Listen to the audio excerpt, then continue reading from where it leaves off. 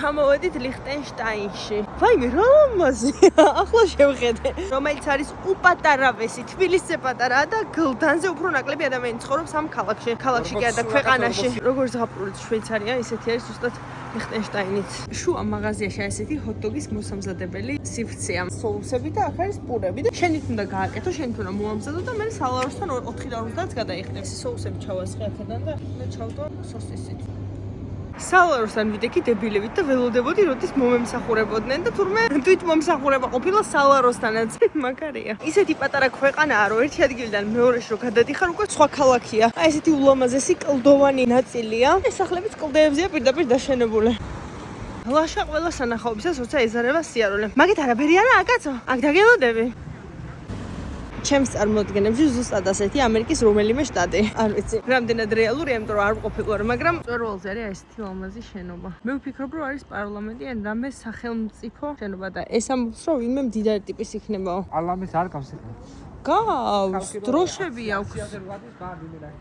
კლდეზე. თოვლიანი მთები ჩანს ყურის ძირში.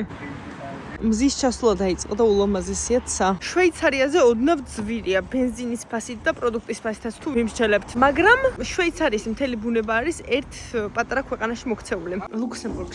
ლუქსემბურგი რაღაცა. ლიხტენშტაინში გვაქვს ძალიან მაგარი სასტუმრო. ჯერ ხო ფერერო როშეები დაგვახვედრეს უფასოდ. ყავა არის უფასოდ თავის კაფსულებით. აქვე არის შოკოლადები და ტოფიტები. ოთახში იყო ასევე უფასო კოკა-კოლა და წყალი. ძალიან მაგარია. აი ასეთი ხედი გქონდა სასტუმროდან ლამაზი მთების. ლიხტენშტაინი მე პირადად მაგრად მომეწონა, აი ძალიან მომეწონა. როგორც შვეიცარიაში უბრალოდ ბევრი რამე ვერ გავაკეთეთ, რადგან სულწვიმები დაგვემთხვა და რა გეგმებიც მქონდა ყველაფერი წყალში ჩამეყარა.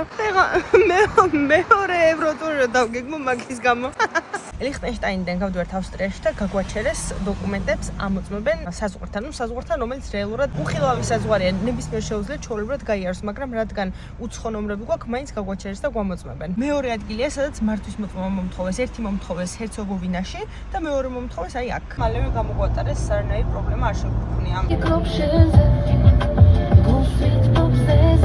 შევედით ერთ-ერთ ტუნელში, რომელიც არის 3 კილომეტრი და უცებ როგორც გამოვიდით, დაგვთ აქეთ თოვლი. ჩამოვიდით ინსბრუკში და ისეთი ქარია, რომ რა ვიცი რა. ფოთლები დაფრინავენ მთელს ქალაქში. წეღანი იყო რა ვიცი ასწავლე. ქარიანი დღეა დღეს. ფოთლების ცვენა.